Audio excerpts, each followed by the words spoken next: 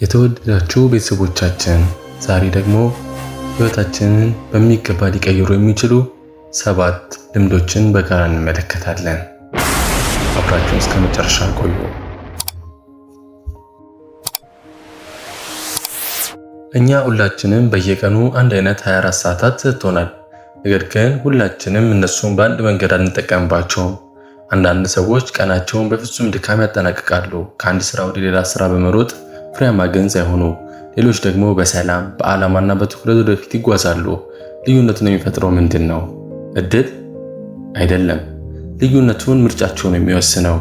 ኢየሱስ በታሪክ ውስጥ በምድር ቆይታው እጅግ ተጽዕኖ ፈጣሪ፣ የህዝብ አገልግሎቱ ግን 3 ዓመት ብቻ ነበር። ነገር ግን ዓለምን ለዘላለም ለወጠ። እርሱ ይህን ያደረገው በመዋከብ አይደለም፣ በመንፈሳዊ ስርዓት፣ በዓላማና እምነት፣ ተልእኮንና ተግባርን የሚያገናኙ ኃይለኛ ልምዶችን በመተግበር ነው። ዛሬ ከኢየሱስ የተማርነው 7 የምርታማነት ልምዶችን እንመለከታለን። እነዚህ መርሆዎች ጊዜያችንን ብቻ እንድንቆጣጠር አይረዱንም፣ ነገር ግን በጥልቅ ግልጽ በሆነ ዓላማን መኖር ያስችሉናል። እነዚህ ህይወትን የማቅለያ ምክሮች ብቻ አይደሉም፣ እንደውም ዘመንን የሚሻገሩ እውነቶች ናቸው። ስራችንን፣ እረፍታችንን እና አገልግሎታችንን በየቀኑ የሚለውጡ ልምዶችም ናቸው። የመጀመሪያው ልምድ ከማከናወን በፊት መጸለይ። አንድ ቀን ተነስተው ሺህ የሚቆጠሩ ስራዎች እየጠበቁት እንዳሉ ከየት እንደሚጀምሩ ተግባራዊ ማስተዋል ሳይኖሮት ተገኝተው አያውቁም። በስራ፣ በቤተሰብ፣ በመልእክቶች እና በማያቋርጡ ጫጫታ መካከል ጊዜ እንደሚያመልጠን ይሰማናል። እናም ያለ አቅጣጫ መሮጥ እንጀምራለን። ብዙዎቻችን የምንሳተው እዚያ ጋር ነው። መጣደፍን ከምርታማነት ጋር እናያይዘዋለን። ነገር ግን ኢየሱስ በተለየ መንገድ ኖረ። ማርቆስ 1:35 ማለዳም ተነስቶ ገና ሌሊት ሳለ ወጣ፣ ወደ ምድረ በዳም ሄዶ በዚያ ጸለየ። ይህንን ክፍል አስቡት። የእግዚአብሔር ልጅ ከመፈጸም በፊት ለመጸለይ ጊዜ ካስፈለገው እኛ ደግሞ ምን ያህል ይልቅ እንፈልጋለን? ጸሎት ስነ ስርዓት ብቻ አይደለም። ጉዞ ከመጀመሪያ በፊት ካርታን መመልከትን ይመስላል። መኪና ነዳጅ ሙሉ ቢሆን፣ ዝግጁ ቢሆን እና ሙሉ ተነሳሽነት ቢኖርህም ነገር ግን ወዴት እንደምትሄድ ካላወቀ ኃይልህን በተሳሳተ መንገድ ታባክናለህ። ዛሬ ብዙ ሰዎች እንቅስቃሴን ከእድገት ጋር ያያይዛሉ።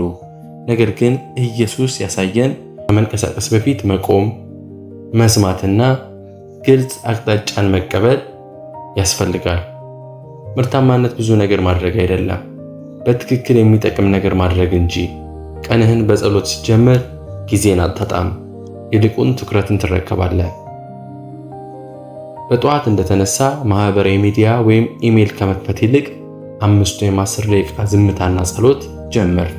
አንድ ጊዜ እግዚአብሔርን ጠይቅ፣ ጌታዬ ዛሬ ልሰራው የሚገባኝ ከሁሉ የበለጠ ነገር ምንድን ነው?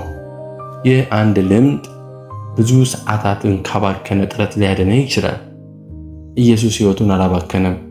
ሁሉም ተግባሩ ከአብ ፈቃድ ጋር የተስማማ ነበር። አንተም ከመፈጸም በፊት መጸለይን ስትማር ሕይወትህን አታባክንም።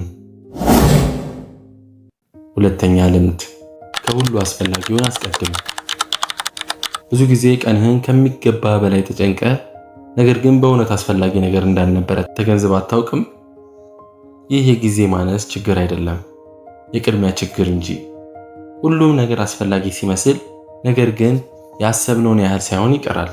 ኢየሱስ ይህን በፍጹም ተረድቶት ሉቃስ 4:43 እንዲህ አለ፣ እርሱ ግን ስለዚህ ተልኬያለሁና ለሌሎች ከተሞች ደግሞ እግዚአብሔር መንግሥት ወንጌል ሰብክ ዘንድ ይገባኛል አላቸው።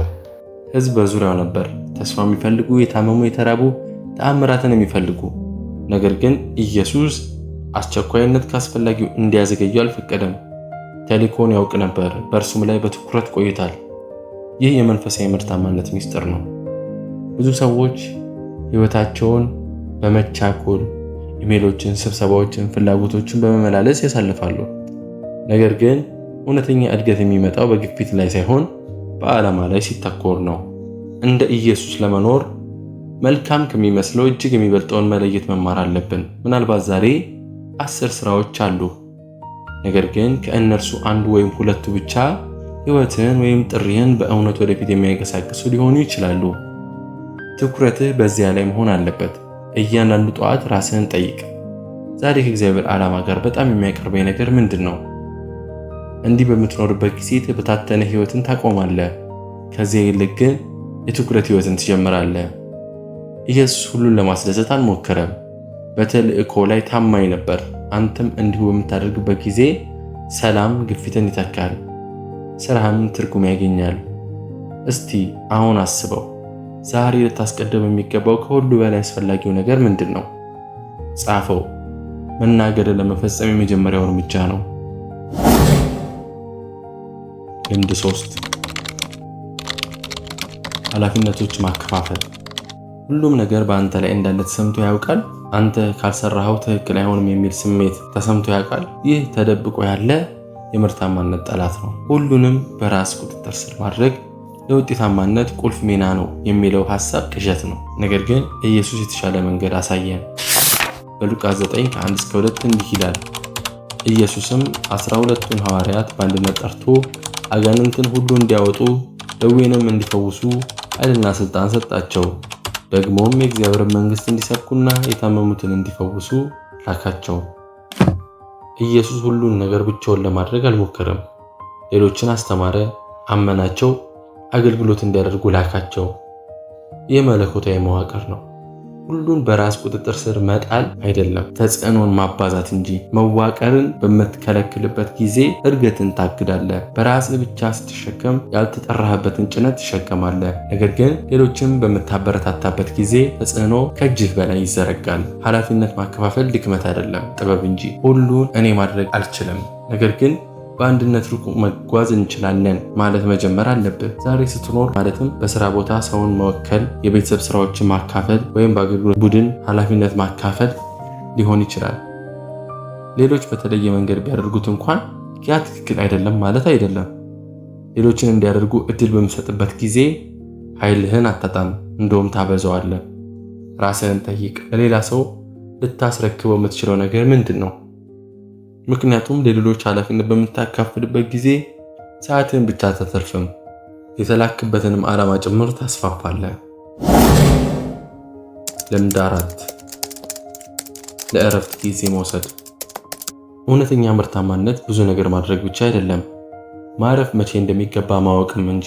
እረፍት ስንፍና አይደለም፣ የእግዚአብሔር የእድሳት ስርዓት ነው። ኢየሱስ እንኳን በተአምራትና በአገልግሎት መካከል ራሱን ለእረፍት ጊዜ ሰጥቶ ነበር። ማርቆስ 6:31 እንዲህ ይላል፣ እናንተ ራሳችሁ ብቻችሁን ወደ ምድረ በዳ ኑና ጥቂት እረፉ አላቸው።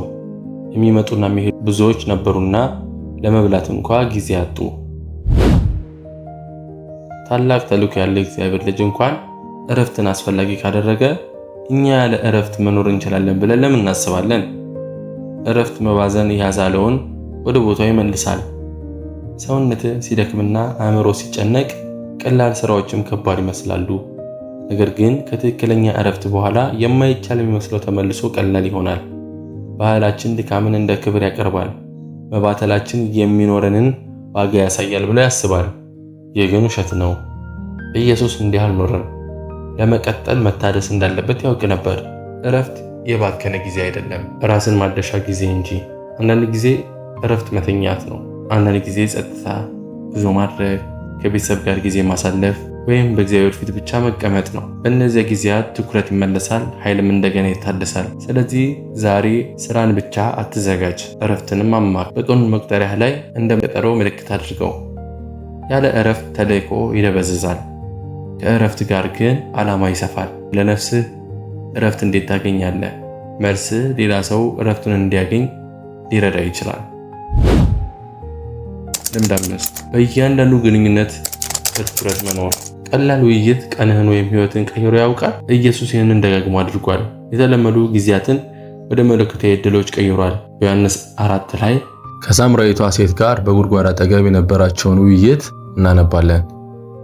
ያ ቀላል አጋጣሚ ሊሆን ይችል ነበር፣ ነገር ግን ኢየሱስ ልቧን አየ፣ እውነትን ነገራት፣ ህይወቷንም ቀየረ። ይህ ነው በትኩረት መኖር። ሌሎች መደበኛ የሚሉትን ነገር አንተ ዓላማ እንደሆነ መመልከት። እውነተኛ ምርታማነት በተጠናቀቁ ስራዎች ብቻ አይመዘንም፣ በተነኩ ህይወቶችም ይመዘናል። እያንዳንዱ ግንኙነት ዘላለማዊ ዕድል አለው። በጥልቅ ስትሰማ፣ ሰውን ስታበረታታ ወይም ቀላል ቸርነት ስታሳይ የተስፋ ዘሮችን ትዘራለህ። ኢየሱስ ጥቅም የሌለው ብሎ በቸልተኝነት አላየም። ነገር ግን በየገጠመኙ ዕድልን ይመለከት ነበር።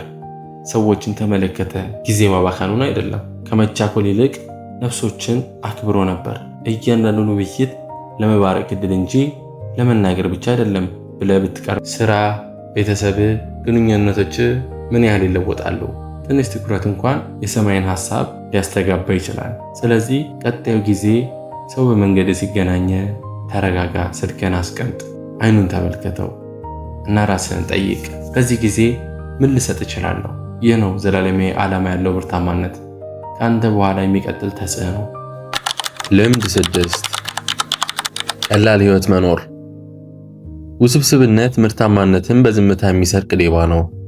በአእምሯችን፣ በቤታችን፣ በመርሃ ግብራችን የምንሸከመው ግርግር በመጠን እየበዛ ሲሄድ ለትኩረትና ለሰላም ያለን ቦታ እየቀነሰ ይሄዳል።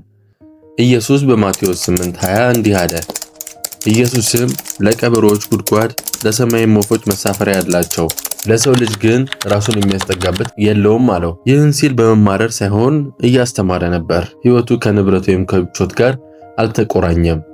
ተልእኮ ከዚህ ሁሉ የሚበልጥ ነበር። ብዙ ጊዜ ያለንን ነገር ለመጠበቅ እንዲሁም ለመንከባከብ ብዙ ኃይል እናጠፋለን። ነገር ግን ለምን እንኖራለን የሚለውን እንረሳለን። ቀላል ህይወት ማለት ያነሰ ህይወት መኖር አይደለም። በትክክል የሚያስፈልገንን ለመከታተል ነፃ መሆን ነው። አቅጣጫ ለሚያስቱን አይ ስንል ለተጠራንበት ዓላማ አዎ እያልን ነው። ህይወትህን እንደ ጀርባ ቦርሳ አስብ።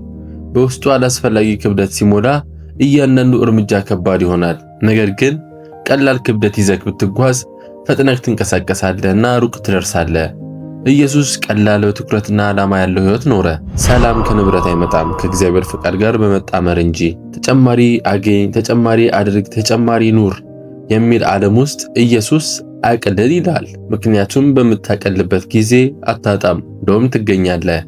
ለእግዚአብሔር መገኘት ቦታ፣ ለጥሪ ግልጽነት፣ ለጉዞ ኃይል ታገኛለህ። እንግዲህ ራስህን ጠይቅ፣ ዛሬ ከእግዚአብሔር ጋር በቀላሉ እሄድ ዘንድ ምን መተው አለብኝ? መተውን በምትማርበት ጊዜ በነፃነት መንቀሳቀስ ትጀምራለህ። ልምድ 7 ስራን ከዓላማ ጋር ማገናኘት። አንድ ሰው ህይወቱን ሁሉ በትጋት ሰርቶ በየቀኑ ከስራ ገበታው ሳይቀር ስራውን ጨርሶ በተቻለ ሁሉ ጥረት አድርጎ ኖረ። ነገር ግን ካለፈ በኋላ በምናብ ወደ ኋላ ሲመለስ በስራ ብዛት ብቻ እንጂ በሙላት እንዳልኖረ ተገነዘበ። የዚህ ሰው ችግሩ ጥረት አልነበረም፣ ዓላማ እንጂ። ኢየሱስ ያንን ስህተት አልሰራም። በዮሐንስ 4:34 እንዲህ አለ፣ ኢየሱስም እንዲህ አላቸው፣ የእኔስ መብል የላከኝም ፈቃድ አደርግ ዘንድ ስራውንም እፈጽም ዘንድ ነው። ከዚህ ክፍል እንደምንመለከተው የተጠራበትን መስራት ኃይሉ ነበር። መነሻው ዝና ወይም ሽልማት አልነበረም፣ ለተልእኮ መታዘዝ ነበር። ይህ የሚዘልቅ የምርታማነት ሚስጥር ነው። ድርጊቶችህ ከጥሪ ጋር ካልተመጣጠኑ የቀን መቁጠሪያን በተግባር ልትሞላ ትችላለህ፣ ነገር ግን ባዶነት ይሰማሃል። ስራ ከእግዚአብሔር ዓላማ ጋር ሲገናኝ ትንሽ ተግባር እንኳ ዘላለማዊ ዋጋ ይሸከማል። ኢየሱስ ስራው ተግባር ብቻ እንዳልሆነ ያውቅ ነበር፣ አምልኮ ነበር። ስራህን፣ አገልግሎትህን፣ ዕለታዊ ኃላፊነቶችን እንደ እግዚአብሔር ዕቅድ ክፍል በምታይበት ጊዜ በከባድ ዘመናት እንኳ ኃይል፣ ትኩረትና ሰላም ታገኛለህ። ዓላማ ፈተና ቢኖርም ለፈተናው ትርጉም ይሰጣል። ሕይወት ሲናወጥ የሚያጸናህ ነው። ነገሮች ሲከብዱ ለምን እንደጀመርክ የሚያስታውስህ ነው። እንግዲህ ዛሬ ራስህን ጠይቅ፣ ለምን እሰራለሁ? ለምን ይህን አደርጋለሁ? መነሻህ በእግዚአብሔር ፈቃድ ላይ ከተመሰረተ እንዴትና ምን እንደምታደርግ ራሱ ይመራካል። ይህ እውነተኛ ምርታማነት ነው፣ ከንቱ ድካም አይደለም፣ ትርጉም ያለው ተግባር ነው። በትጋት መስራት ብቻ ሳይሆን በትክክል መስራት ነው። ስራህን ከእግዚአብሔር ዓላማ ጋር በምታዛምድበት ጊዜ ስራዎችን ብቻ አትጨርስም፣ ህይወቶችን ትለውጣለህ። አሁን እስቲ ልጠይቅህ፣ የዕለት ስራህን የሚነዳው ዓላማ ምንድን ነው? መልስህ ሌላ ሰው የራሱን ዓላማ እንዲያገኝ ሊያበረታታ ይችላል። እውነተኛ ምርታማነት በፍጥነት መሮጥ ወይም ሁሉንም ሰዓት በውጥረት መሙላት አይደለም፣ በትኩረት በሰላምና በዓላማ መኖር ነው። ኢየሱስ እንደኖረው መንገዱን እርሱ አሳየን። ከመንቀሳቀስ በፊት ጸልይ። በጣም አስፈላጊውን ነገር አስቀድም። ስራ አከፋፍል እና ሌሎችንም እመን። ለእረፍት ጊዜ ውሰድ። ከሰዎች ጋር በትኩረት ኑር። ቀላል ህይወት ተለማመድ። ስራን ሁሉ ከእግዚአብሔር ዓላማ ጋር አገናኝ። እነዚህ ልምዶች ብቻ አይደሉም፣ በመለኮታዊ ጥበብ የተቀረጸ የህይወት መንገድ ናቸው። እነሱን በምታደርግ ጊዜን መከታተል ታቆማለህ እና መቤዠት ትጀምራለህ። በችግር ውስጥ ሰላም፣ በውርደት ውስጥ አቅጣጫ፣ በድካም ጊዜ ኃይል ታገኛለህ። ኢየሱስ ህይወቱን አላባከነም። እርሱን ብትከተል አንተም አታባክንም። አሁን ካንተ መስማት ፈልጋለሁ።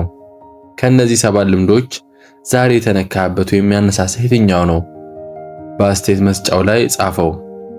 ሐሳብህ ሌላን ሰው ሊያበረታታ ይችላል። አስታውስ፣ እውነተኛ ምርታማነት ብዙ መስራት አይደለም፣ እንደ ኢየሱስ መኖር ነው።